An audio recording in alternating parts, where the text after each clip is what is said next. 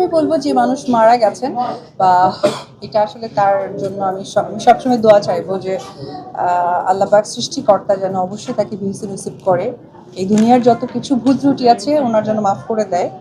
তবে আমি একটি কথাই বলবো যে ব্যাখ্যা দিতে চাই না, বাট কথা একটা বলতে চাই, সেটি হচ্ছে উনি হয়তো বা কোনো একটা সাইড থেকে কষ্ট পেয়েছে, ডিপ্রেশন হয়েছে, যার কারণে উনি এত বড় একটা অ্যাটেন্ড নিয়েছে।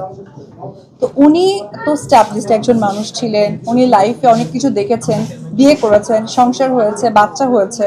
তো ওনার দায়িত্ব বা দায়বদ্ধতার আনন্দ বা সবকিছু কিন্তু উনি একটা সময় পার করে দিয়েছেন। কিন্তু ওনার যে ছোট বাচ্চাটা আছে সে তো পৃথিবীর আলো বাতাস আগুন পানি মানুষ ভালো মন্দ দেখেনি।